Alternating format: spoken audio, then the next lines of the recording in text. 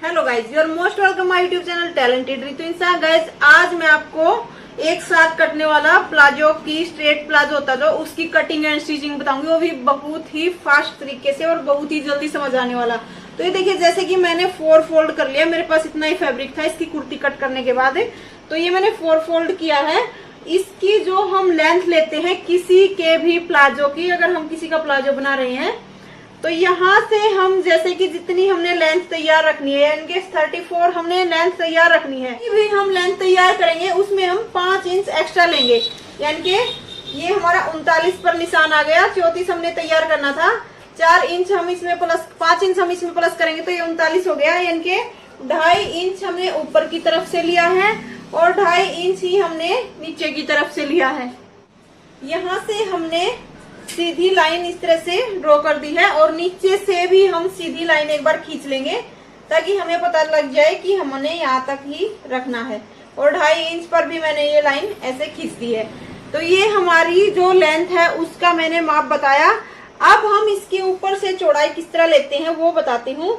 जैसे कि हम एक तो इसमें पूरे में इलास्टिक डालेंगे, उसका मेजरमेंट ही मैं आपको बता रही हूँ। अब हम क्या करेंगे, जैसे कि हमने इतना भी ये फोल्ड किया हुआ है उसका हाफ सेंटर देखेंगे।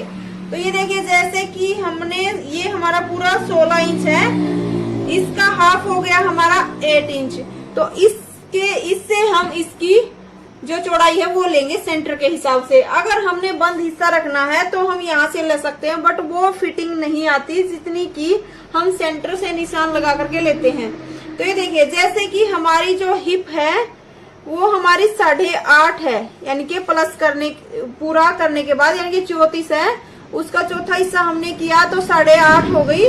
तो 8.5 इंच में हम 2.5 इंच प्लस करते हैं। किसी का भी प्लाजो अगर हमने तैयार करना है तो हम उसमें 2.5 इंच प्लस करेंगे, फोर्थ हिस्सा करके उसमें 2.5 इंच प्लस करेंगे तो हमारा हो गया ये 11 इंच। तो 11 इंच को हम इस तरह से लेंगे। 5.5 इंच हमने इधर से लिया और 5.5 इंच हमने इधर से लिया। तो ये हमने इस तरह से ले लिया है। इसके बाद हम इसका आसन लेंगे। तो आसन हमने सेम उतना ही लेना है जितना हमने ये हिस्सा मापा है, यानी कि 11 इंच। तो 11 इंच हम यहाँ से लेंगे इसका आसन। ये हमने यहाँ पर इस तरह से निशान लगा दिया है। अब हम ये ज्यादा हैवी साइज नहीं है इसलिए हमारा इतने से फैब्रिक में बन रहा है, तो 2.5 इंच हम यहाँ से निशान लगाएंगे। 2.5 इंच ये हमने क्रोच एरिया का निशान लगाया है और इसको इस तरह से राउंड शेप दे दी है। अगर ज्यादा हैवी साइज हो तो हम 2.5 से एक्स्ट्रा 3, 3.5 इंच तक ले सकते हैं और भी ज्यादा कम हो तो हम 2 या 1.5 तक भी ले सकते हैं, बट 2 या 2.5 एकदम परफेक्ट बैठता। तो आपको यहाँ तक समझ आ गया होगा। हम यहाँ से इसकी कटिंग करेंगे, ये एक्स्ट्रा कट कर देंगे।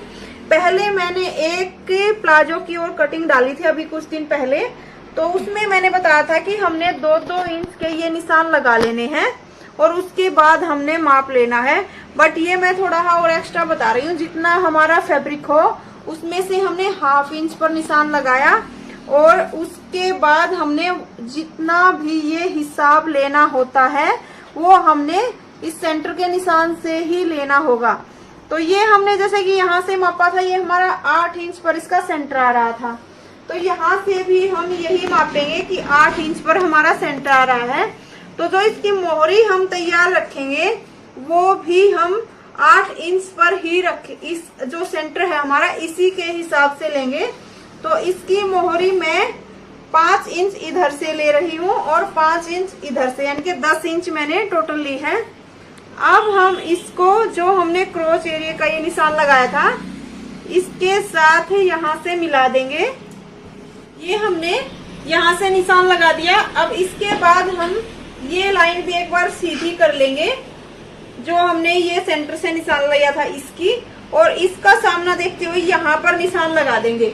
अब जो इस तरफ वाला निशान था हम इसके साथ इसको मिला देंगे। यहाँ से हमने मिला देना है और इसकी भी हम हल्की सी राउंड शेप दे सकते हैं अगर चाहें तो, वरना कोई जरूरी भी नहीं है। अब हम इसकी यहाँ से कटिंग कर लेंगे। दोस्तों ये बहुत ही जल्दी हमारा रेडी होता है और बहुत ही फिनिशिंग से ये बनता है। तो यहाँ तक हमने इसकी कटिंग कर देनी है। अब इसको भी जो हमने चौक का निशान लगाया है, यहाँ से भी इसको हम कट कर लेंगे।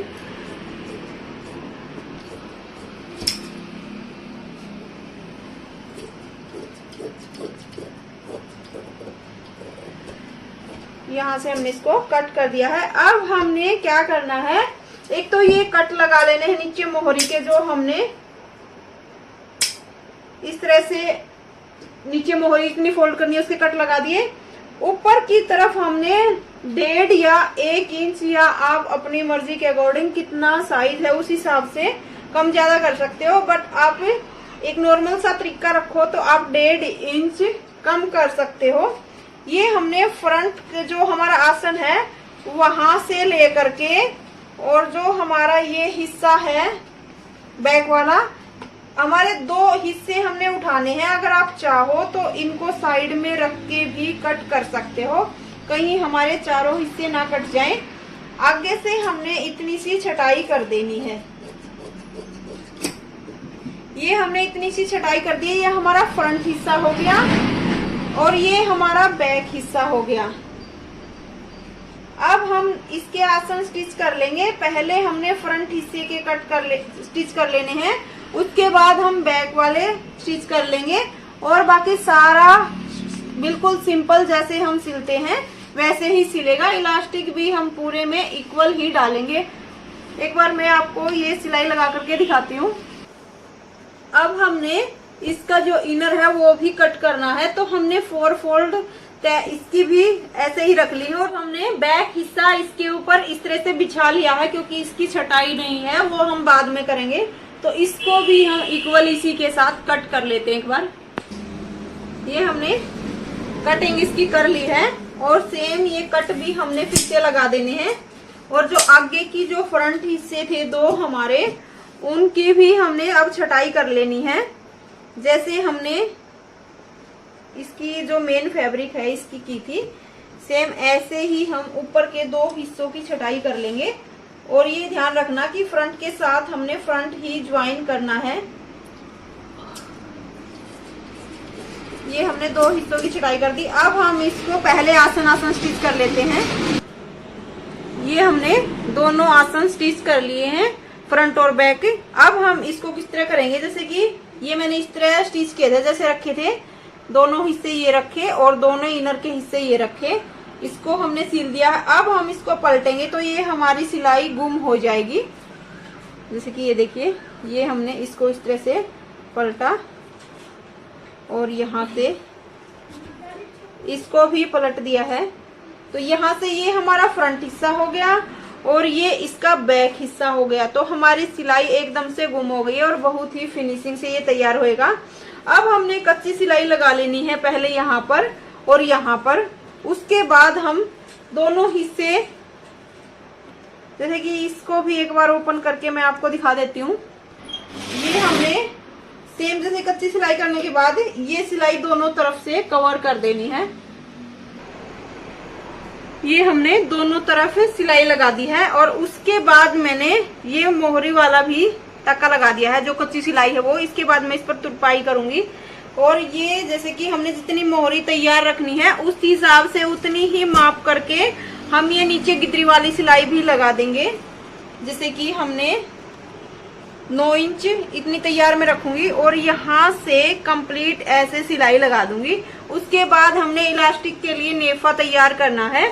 जैसे कि नेफा हम किस तरह से तैयार करेंगे, ये देखिए, जैसे हमारा ये फ्रंट हिस्सा है जो ये हमने छोटा कट किया था, तो इसका हमने ये नहीं सोचना कि हम इसको कम फोल्ड करें, इसको हमने बिल्कुल इक्वल ही फोल्ड करना है जितना हम पीछे की तरफ फोल्ड करेंगे।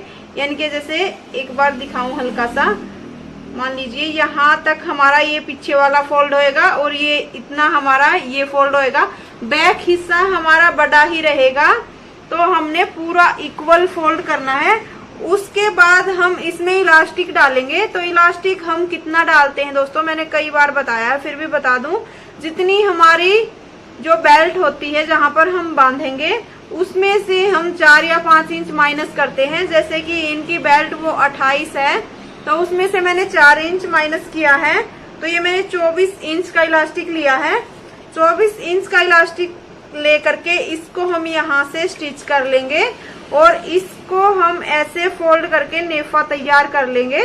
साथ के साथ भी हम लगा सकते हैं और नेफा पहले तैयार करके सेफ्टी पिन की मदद से भी हम लगा सकते हैं, बट अब की बार मैं साथ के साथ लगाऊंगी और आपको कंप्लीट होने के बाद एक बार मैं इसका लुक दिखाती हूँ। ये हमने नीचे से गिद्री की सिलाई लगा करके नीचे से पूरा कंप्लीट कर दिया है और ऊपर भी हमने एक बार कच्ची सिलाई लगा ली है ताकि अच्छे से हमारे ये हिले ना। और जो ये हमने 2.5 इंच पर निशान लगाया था उस तक हम इसको फोल्ड करते चलेंगे और साथ में इलास्टिक लेते चलेंगे। ये मैंने इस राउंड पर इस तरह से करके सिलाई लगा ली है। जैसे कि हम इसके अंदर ऐसे इसको रखेंगे और साथ में ऐसे सिलाई लगाते चलेंगे। थोड़ा थोड़ा खींचते हुए हमने पूरे राउंड पर ऐसे घुमाते हुए सिलाई लगा देनी है। ये हमने पूरे में इलास्टिक इस तरह से डाल लिया है। अब हम इसके ऊपर एक सिलाई लगा देंगे। जब हम ये सिलाई लगाएं तो आप रॉन्ग साइड करके सिलाई लगाया करो, इनके उल्टी तरफ से हमने सिलाई लगाना। हमारा जो स्ट्रेट प्लाजो है वो कंप्लीट हो गया है। ये मैंने सिलाई लगा दी है और नीचे से भी हमारा एकदम से रेडी हो गया है। अब हम इसको जैसे कि इस तरह से करके देखेंगे तो ये बहुत ही फिनिशिंग लगेगा। मैं आपको इसका फाइनल लुक भी डालकर एक बार दिखाऊंगी। ये इसका फाइनल लुक है, आपको कैसा लगा कमेंट में जरूर बताइए। थैंक यू दोस्तों।